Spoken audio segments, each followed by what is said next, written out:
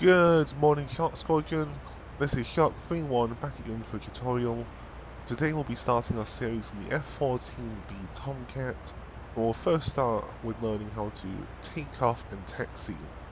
So, first things first, you'll want to press the communications menu button, which is hash for me. Come to the ground crew, ground electric power with F2, and connect that with ARM. Copy. Hey, what are you doing? Ground power is now There we go, on. now we can see the electrics have turned on the aircraft since we're getting power from a ground cart, which we can't see in the Tomcat, but it is there. Next, communications menu, F8, then F5 for ground air supply, connect that. Connect ground air supply. Whilst that's going on, we'll come back here, click that switch to arm the ejection seats before the canopy closes.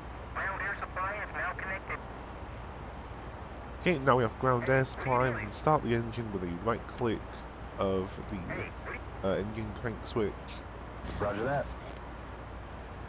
And with that gesture will close the canopy automatically.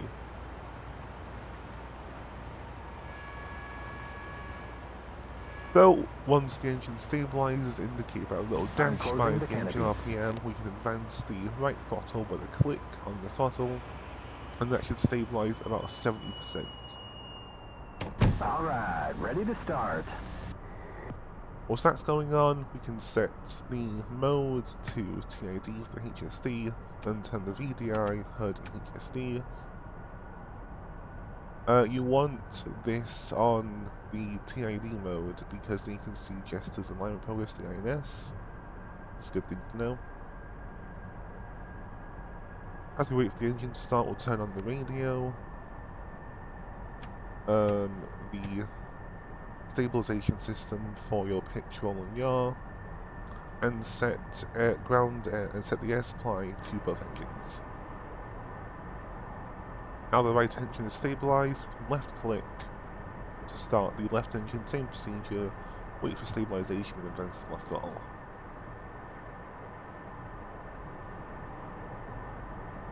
There we go, left throttle, click.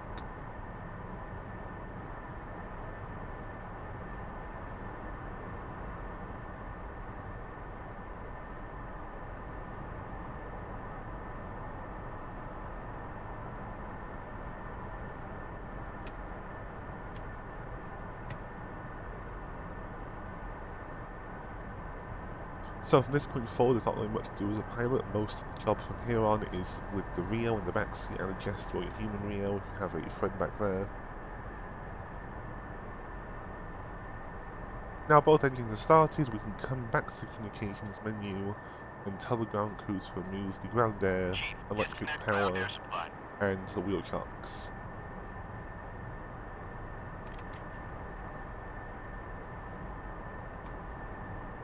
Chief, disconnect ground air supply.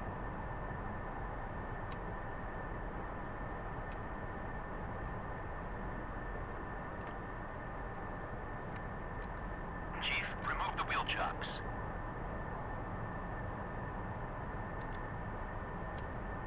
There we go, all that's gone. Now we can come down to the hook switch, where it says rounds. We can use the mouse wheel to scroll this until it says 670. This is just telling the jet how many rounds are on board the aircraft with the gun. The max internal gun ammo is 676, so set that at 670 and you're all good.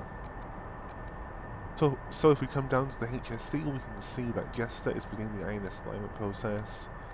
So you have that chevron that'll tick forwards until it reaches about there, where it'll become a diamond, and then he'll stop it when it's finished at about that point there.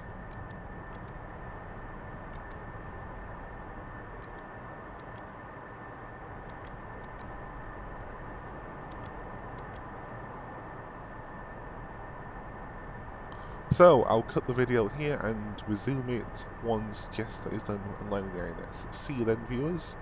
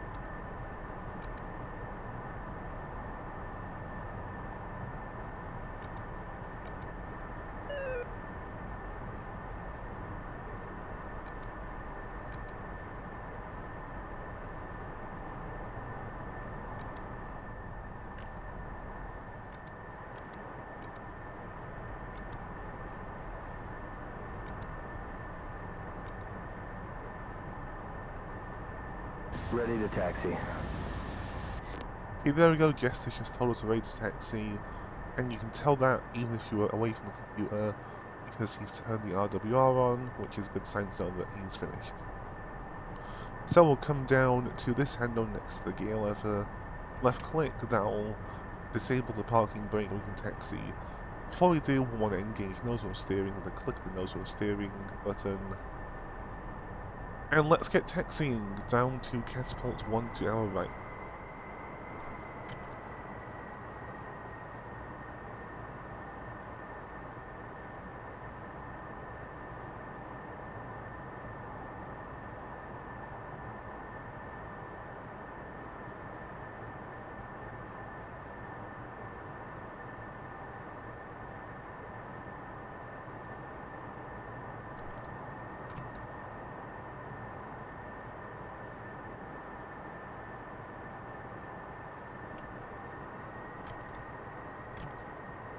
Now the F-14 has significantly more engine power than the Hornet, so in some configurations you can actually take off without the afterburner. However, for today's video we are quite heavy, so I'll use the afterburner. Once he gives the kind of T-pose looking signal, you want to come down to the throttle with this yellow lever, push that all the way forwards by holding left click and dragging the mouse. There we go. Now right click, and left click the master reset. And that will basically unfold the wings and allow the automatic system to take over the wings. Next we will left click the nose strut to kneel the aircraft. This is the equivalent in the Hornet to lowering the launch bar.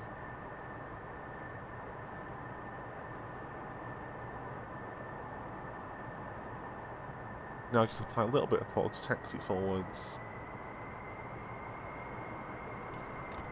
You'll want to disengage nose wheel steering at this point. And come down to the altimeter and hold right click to reset the altimeter. There we go, that's good. I've been told to throttle up, so we'll come increase throttle, increase throttle, increase throttle. Let's go to just middle power, try with that afterburner, and lower the flaps all the way. Now communications menu and salute.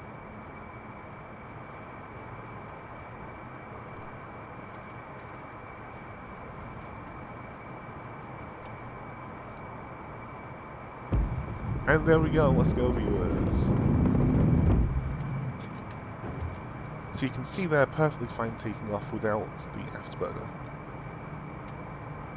Now it's important to note this only works in the B model of the Tomcat. If you're flying the A model, then that has significantly less engine power than the B, and has worse engines, so you will want to use afterburner in the A.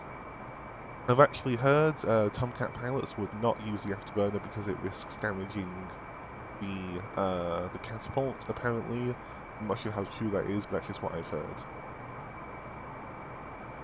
So then viewers, now you know how to start up and taxi and take off in a Tomcat aboard an aircraft carrier. Thank you very much for watching. In the next video we'll cover Case 1 landing on an aircraft carrier.